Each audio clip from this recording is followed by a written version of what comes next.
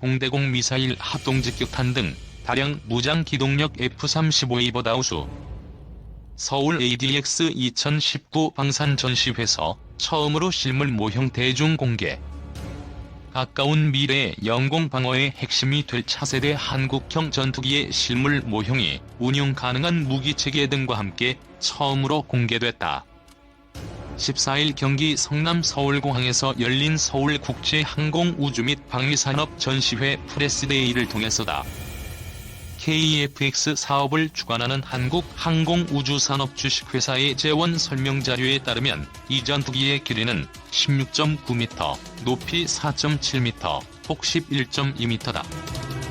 최대 추력은 44,000파운드, 최대 이륙重量은 25,600kg으로 최대 속도는 마하 1.81, 항속거리는 2,900km다. 이 전투기는 최신 항전 장비와 능동주사식 위상 배열 레이더 및 최신 센서 등을 탑재할 뿐 아니라 고기동력을 갖추고 있다는 것이 카이 측 설명이다. 최대 탑재량이 7,700kg에 달하는 데다 기체 바닥과 날개에 10개의 파드가 설치돼 다수, 다량의 무장이 가능하다. 카이 측은 단거리 공대공 미사일인 독일제 아이리스-T, 유럽제 미티어 공대공 미사일, 지상 정밀 폭격이 가능한 BLU-109 레이저 유도 폭탄 등의 공대제 미사일을 탑재한다고 설명했다.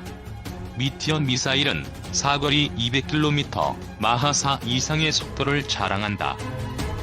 현재 개발 중인 장거리 공대지 유도무기 무장도 가능하다.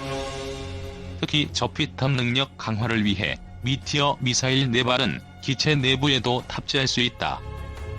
카이 측은 설명자료에서 한국 공군 전력 유지 및 미래 전장 운용 능력을 갖춘 항공기로 향상된 생존 확률과 협동작전, 후속 지원 시스템, 공중우세 확보 및 지해상 정밀 타격 수행이 가능한 다목적 전투기라고 의미를 부여했다. 이날 공개된 KEFX 외형은 미국산 F-35A 스텔스 전투기와 비슷했다. 카이 관계자는 이에 대해 F-35A는 5세대 전투기에 속하지만 KEFX는 4.5세대 전투기라며 F-35A보다 운영비용이 절반가량 적게 들고 기동능력이 더욱 우수하다는 장점이 있다고 설명했다. KEFX 운영비용은 현재 공군의 F-15K와 비슷한 수준일 것으로 추정했다. 카이 측은 5세대 전투기와 비교해 상대적으로 떨어지는 저피탑 능력에 대해서는 개발이 완료된 이후에도 계속 강화해 나간다는 방침이다. 개발비만 총 8조 8,304억 원이 투입되는 KEFX 사업은 2016년 1월 개발이 시작돼 2018년 6월 기본 설계가 완료됐다. 현재 세부적인 하드웨어와 소프트웨어의 상세 설계가 마무리되고 부품 제작이 진행 중이다.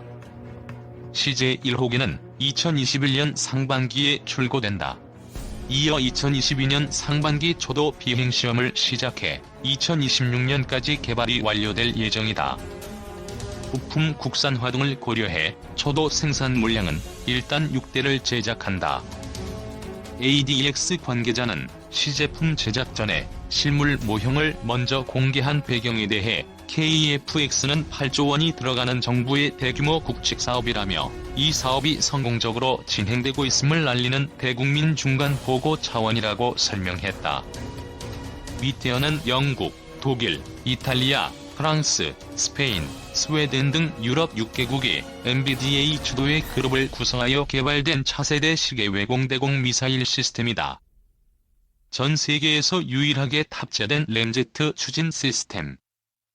전투기가 공대공 전투에서 공중우세를 확보하기 위해서는 원거리 탐지 및 격추가 이루어져야 한다. 하지만 지금까지 개발된 공대공 미사일은 중장거리를 비행할 수 있는 엔진을 탑재할 수 없었다. 기존에 개발된 미사일을 최대 사거리로 쏘면 중간에 로켓 엔진이 꺼지고 결국 관성 운동 에너지로 비행하게 돼 명중률이 현격하게 떨어진다. 이런 이유로 램제트 엔진을 적용해 사거리와 비행 성능을 향상시킨 덕티드 로켓 미사일이 개발되었다. 바로 MBDA가 개발한 미티어 미사일이다. 미티어 미사일은 덕티드 로켓 기술을 적용해 현재 최대 사거리 50km 정도인 중거리 미사일의 사거리를 200km 이상으로 늘린 최초의 미사일이다. 미티어는 기존의 로켓 모터 대신 고체 연료, 가변유량, 덕티드 로켓을 사용한다. 발사 직후 연료를 전부 연소하는 대신에 순항 단계에서 엔진의 발전을 조절하여 연료를 아낀다. 목표에 다가갈수록 발진 속도를 높여 아무리 먼 거리에서 발사하더라도 마하 4월 5일에 이르는 최대 에너지 상태에서 최종 공격을 하게 된다. 그 덕분에 미티어는 공격의 마지막 단계에서 기동에 쓰일 에너지를 더 많이 가지고 확보할 뿐 아니라 이제까지 개발된 모든 공대공 미사일 중 가장 넓은 회피 불능 구역을 제공함으로써 목표물을 어느 방향에서도 요격할 수 있다. 기본적으로 미티어는 장거리에서 적기를 뒤쫓아가서 잡을 수 있는 능력이 월등하다. 목표물의 완전한 파괴를 위하여 미티어 미사일은 충돌 및 근접 신관을 탑재하고 있으며 파편 폭발형 탄두를 장착하고 있어 충돌이나 혹은 최적의 요격 지점에서 살상력을 극대화할 수 있다. 미티어 무장 시스템은 유로파이터 타이푼, 라팔, 그리펜 등에 장착되어 운용 중이며 다른 첨단 항공기들과도 호환성을 확보하고 있다. 미티어는 F-35에도 통합될 예정이다. 영국은 미티어를 F-35의 공대공 주력 무기로 사용할 계획이며 F-35 42대를 도입하는 일본도 미티어 장착을 추진하고 있다.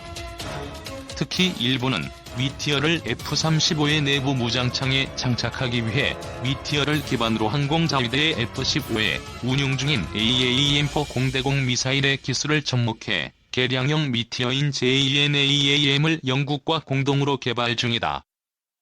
양방향 데이터 링크 시스템과 진정한 파이어 앤드 포겟 모드 성능. 미티어의 경쟁력은 단지 추진 체계에만 있지 않다. 미티어에는 자체적으로 능동 X밴드 레이더 시커가 장착되어 있어 비행 최종 단계의 목표물을 더욱 효과적으로 조준할 수 있다. 타 공대공 유도무기의 경우 파이어 앤드 포겟 모드를 가지고는 있지만 기본적으로 전투기 레이더에서 목표물 데이터를 수신 받아 날아가며 목표물 근처에 갔을 때 전투기의 레이더보다 범위나 스캐닝 능력이 훨씬 떨어지는 소형 레이더 시커가 목표물을 찾기 시작한다. 문제는 중거리에서 파이어 앤드 포겟 성능이다. 미사일이 생각했던 위치에 목표물이 없는 경우 미사일은 탐색 능력에 한계가 있기 때문에 목표물을 명중할 수 없다. 또한 장거리에서 미사일을 발사하는 경우는 미사일이 목표물을 향해 날아가는 동안 미사일을 발사한 전투기가 정보를 업데이트해주는 방식을 사용한다. 즉, 미사일이 목표물을 조준할 때까지 전투기 레이더로 미사일에 업데이트된 데이터를 제공해야만 한다.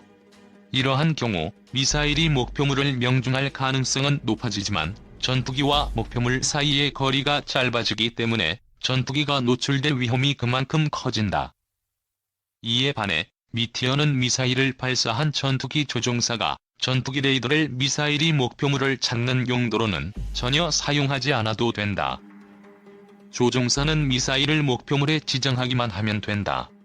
그 뒤 미사일은 발사 전투기가 아닌 다양한 소스를 통해 계속해서 업데이트 정보를 받아 최종 공격까지 전개한다.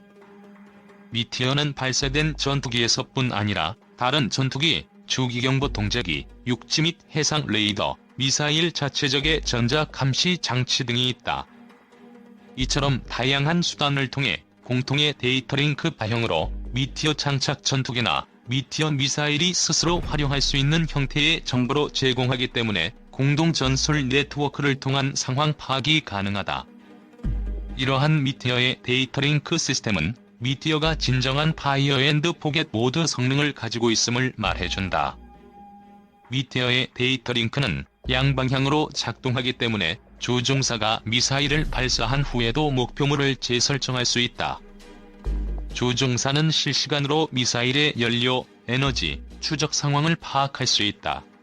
이는 목표물을 향해 추가 미사일을 발사할지 아니면 이미 발사한 미사일이 제대로 목표물을 추적하여 겨냥했으니 후퇴할지 여부를 결정하는 데 매우 중요하다.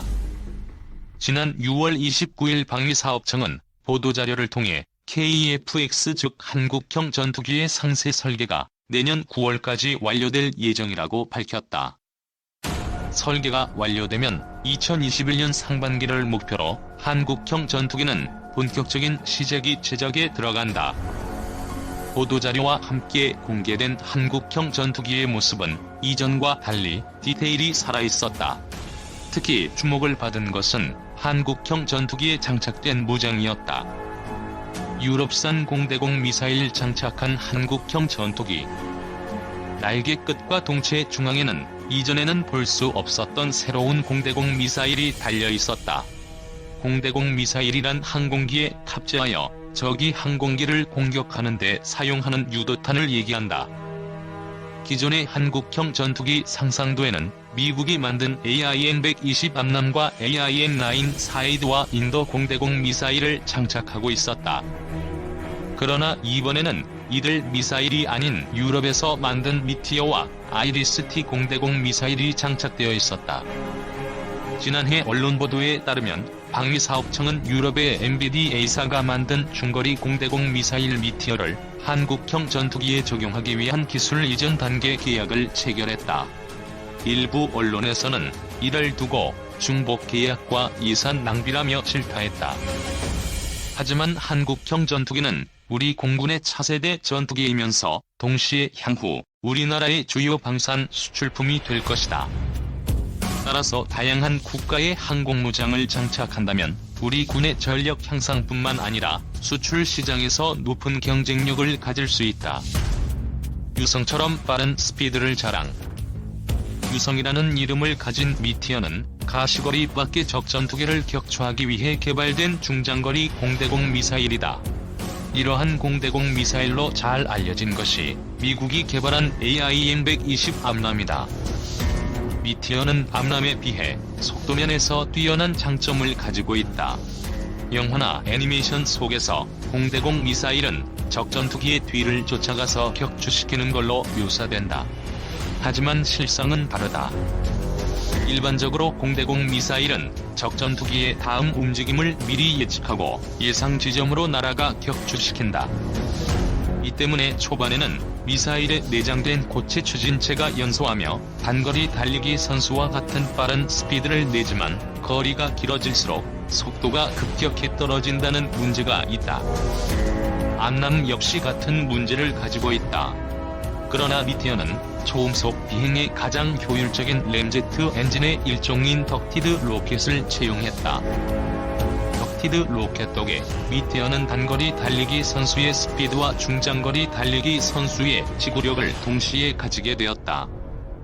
주변국 공군력의 대응 위에서 미티어급 미사일 필요해. 마하4의 빠른 속도로 비행하는 미티어 미사일은 적기가 공대공 미사일을 회피할 수 있는 이탈 구역을 최소화시켰다. 또한 암람 미사일과 같이 복합 유도 방식을 사용하지만 최신의 데이터 링크 기술을 적용해 시시각각 변하는 적기의 움직임을 즉각적으로 반영해 정확하게 요격하도록 설계되었다. 지난 2016년 스웨덴 공군을 시작으로 유럽의 주요국 공군은 미티어 공대공 미사일을 전투기의 핵심 무장으로 채택하고 있다. 유로파이터와 라팔 그리고 그리펜 전투기에 장착 운용되고 있으며 스텔스 전투기로 널리 알려진 F-35에도 사용될 예정이다. 주변국인 일본도 미티어 미사일의 덕티드 로켓을 기반으로 향후 신형 중거리 공대공 미사일을 개발할 것으로 알려지고 있다.